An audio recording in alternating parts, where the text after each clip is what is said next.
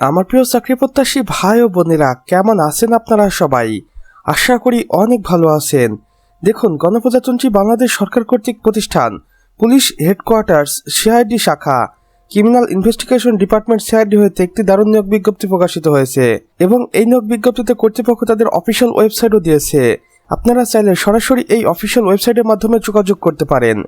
আসুন এবার দেখে নেই নিয়োগ বিজ্ঞপ্তিতে কর্তৃপক্ষ কি বলেছে। বাংলাদেশ পুলিশের তদন্ত বিভাগ সিআইডির অধীনে রাজস্ব খাতভুক্ত নিম্নবর্ণিত শূন্যপদে সরাসরি জনবল নিয়োগের জন্য যোগ্য ও প্রকৃত বাংলাদেশী নাগরিকদের নিকট হইতে অনলাইনে দরখাস্ত আহ্বান করা যাচ্ছে। এখানে দেখুন পদের বিবরণ ও পদ সংখ্যার বন্টন।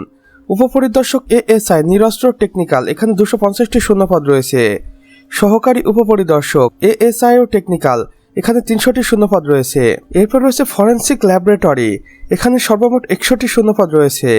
এরপর হচ্ছে 60 মুদ্রাক্ষরিক কাম কম্পিউটার অপারেটর 120টি, ডাটা এন্ট্রি বা কন্ট্রোল অপারেটর 180টি, কনস্টেবল ফিল্ড টেকনিক্যাল ও সাপোর্ট 600টি, ড্রাইভার এখানে 80টি শূন্যপদ রয়েছে এবং সর্বশেষে রয়েছে 8ম ক্যাটাগরিতে অফিস সহায়ক, এখানে 120টি শূন্যপদ রয়েছে। অর্থাৎ সর্বমোট 1750টি শূন্যপদে বাংলাদেশ পুলিশের সিআইডিতে নিয়োগের সুযোগ থাকবে বাংলাদেশের 64 জেলা থেকে নারী পুরুষ উভয়ের জন্য।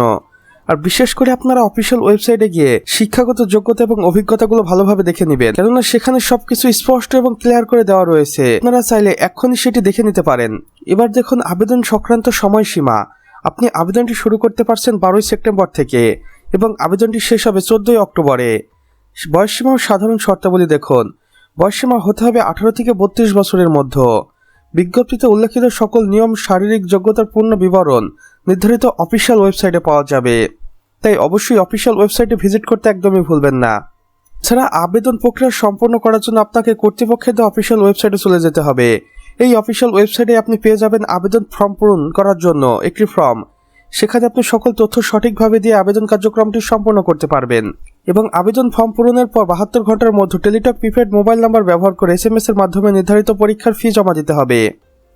তো আমার প্রিয় চাকরি প্রত্যাশী ভাই ও বোনেরা, আমাদের আজকের ভিডিও এতটুকুই।